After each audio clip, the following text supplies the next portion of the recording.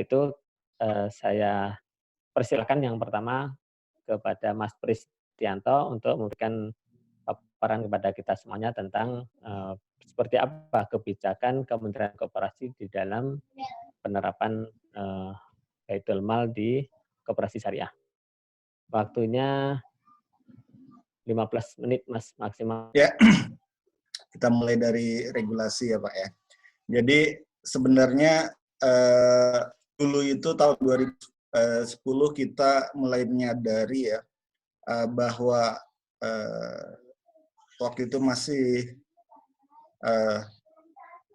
KJKS, di mana kita mengevaluasi kenapa koperasi itu KJKS yang sebenarnya dulu berdiri atas inisiatif teman-teman BMT yang meminta bagaimana aspek hukum dari pengelolaan BMT yang kemudian kita akomodir dengan KJKS, ternyata malnya tidak berjalan dengan baik. Di 2010 kita mulai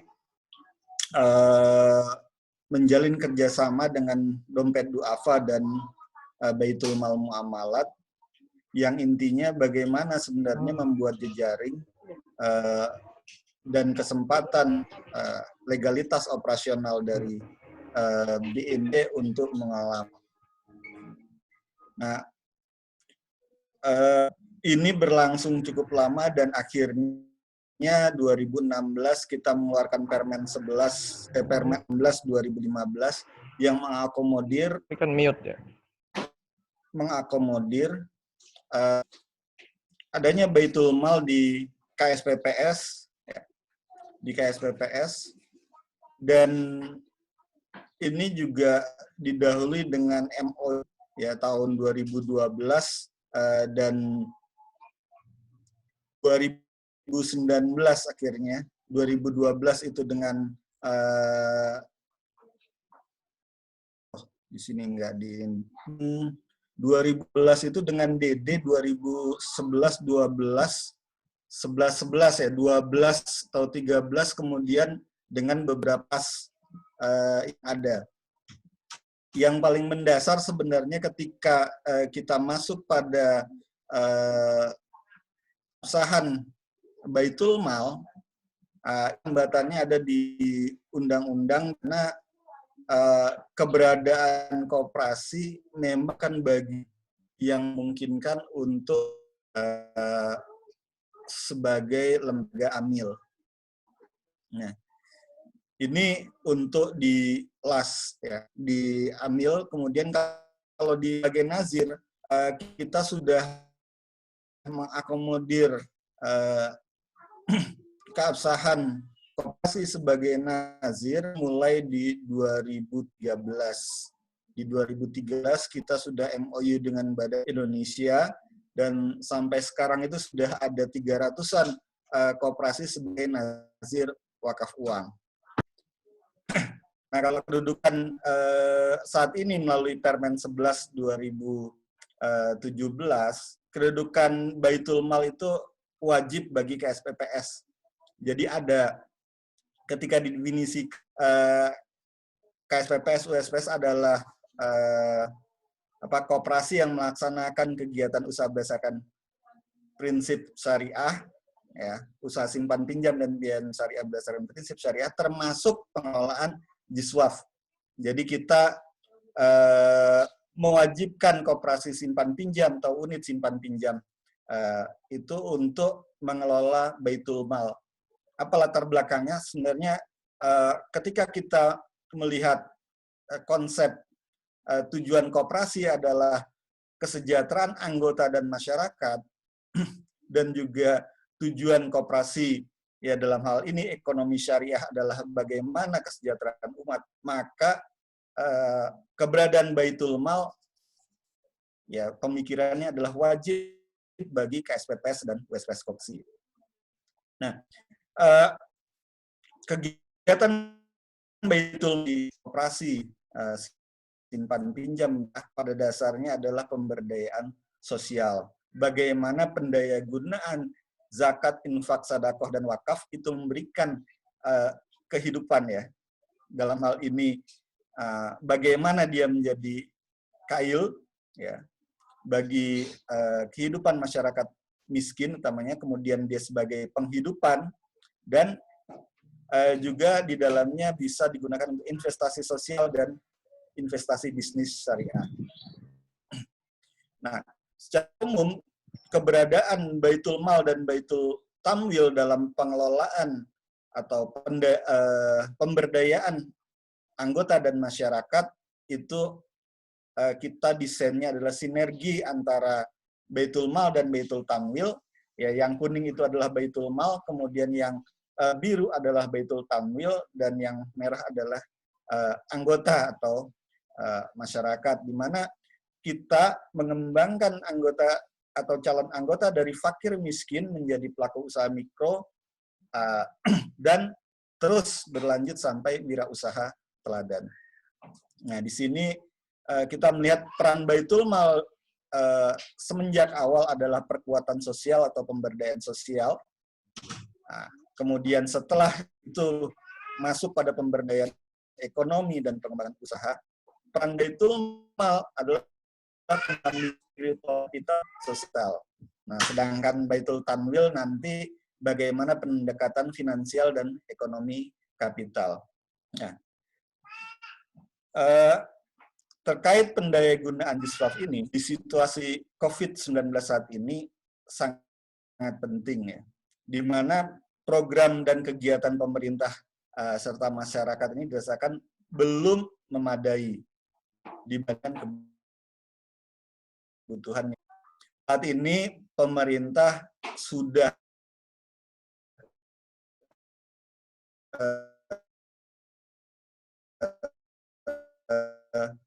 memberikan informasi bagaimana program-program yang jalankan. Tentu dengan situasi yang ada saat ini terkendala untuk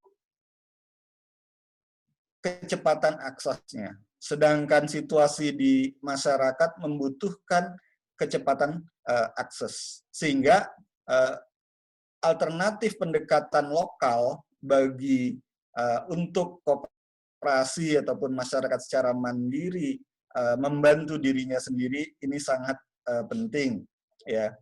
Kalau saya ya ini secara pribadi, misalnya saya melihat bagaimana anggaran pemerintah yang ada saat ini, memang seluruh anggaran ya termasuk di tempat asdep pembiayaan syariah itu, seluruh sisa anggaran sudah di-refocusing untuk COVID-19.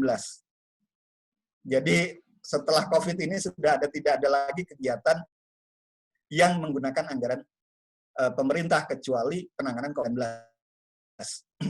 Nah, saya melihat memang sebenarnya saat ini ketika pendapatan pemerintah dari pajak itu berkurang, sedangkan belanja menat, nah ini akan terjadi perlahan dalam kesediaan dana, walaupun DPR sudah menyetujui pemerintah mencetak uang. Nah, ini memang jalan yang saya pikir waktu itu satu-satunya jalan itu. Nah, tapi beberapa pengamat mengatakan ini tidak boleh untuk bantuan sosial, tapi kita produktif. Nah, sehingga alternatif yang aman dan cepat untuk penyelesaian di masyarakat untuk level lokal ya, maka adalah bagaimana masyarakat membiayai atau menyediakan pendanaan dari swadaya masyarakat sendiri. Dan alternatif ini adalah Jiswaf. Nah, kalau kita melihat potensi zakat 230 triliun ya sampai saat ini kayaknya belum maksimal, belum ada setengahnya. Begitu juga dengan wakaf ya. Nah, kegiatan pendayagunaan JIS ya oleh koperasi sebagaimana tadi Pak Zuhaini juga sampaikan, ada dua alternatif, yaitu sebagai MPZ dan sebagai UPZ. Yang awal kita memang mengembangkan bagaimana pendayagunaan JISWAF ini oleh MPZ melalui kerjasama koperasi eh, lembaga amil zakat nasional. Nah, yang kedua, memang sekarang sudah terbuka melalui peraturan Basnas nomor 2 tahun 2016, itu koperasi sebagai MPZ. Jadi ketika kita melihat bagaimana koperasi dapat melakukan kerjasama dengan LAS ya ataupun Basnas didasari oleh MOU kita dengan LAS dan didasari oleh MOU kita dengan Basnas. Basnas ini tahun 2019 kemarin kita baru melakukan MOU.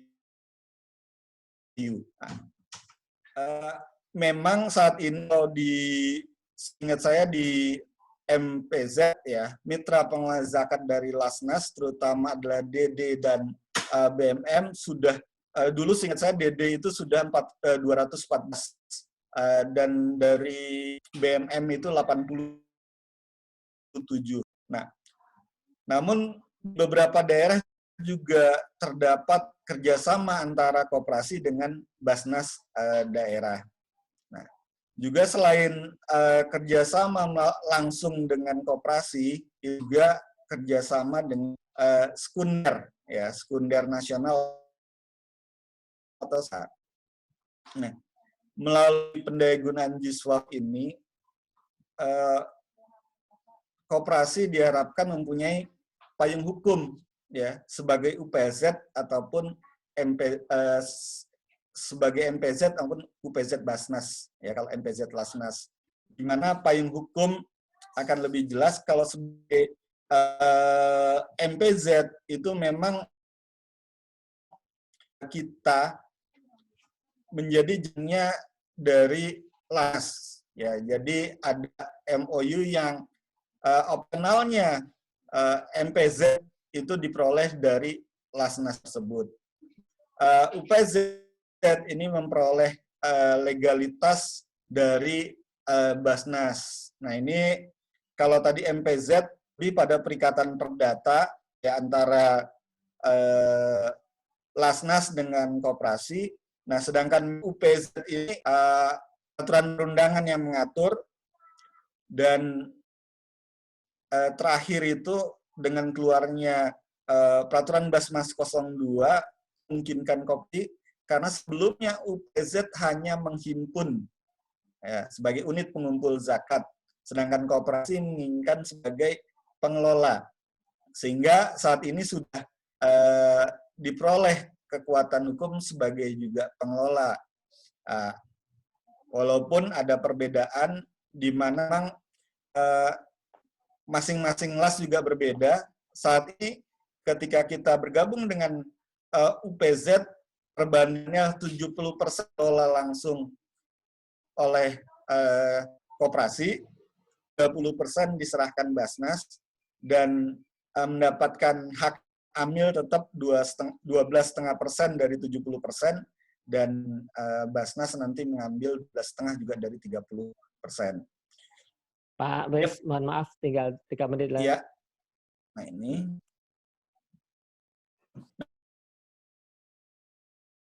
Kita kerjasama dengan BWI untuk memberikan pengesahan tanda daftar nazir. Koperasi sebagai badan hukum bisa sebagai nazir. Jadi Kementerian Koperasi dengan Badan Wakaf, koperasi nanti mengajukan kepada Kementerian Koperasi sebagai nazir, ya. Kemudian diadakan presentasi dan perlengkapan administrasi dengan Badan Wakaf, dan nanti didaftarkan oleh Kementerian Koperasi, dimohon kepada BWI untuk menjadi nazir, dan baru dikeluarkan oleh BWI sebagai nazir wakaf.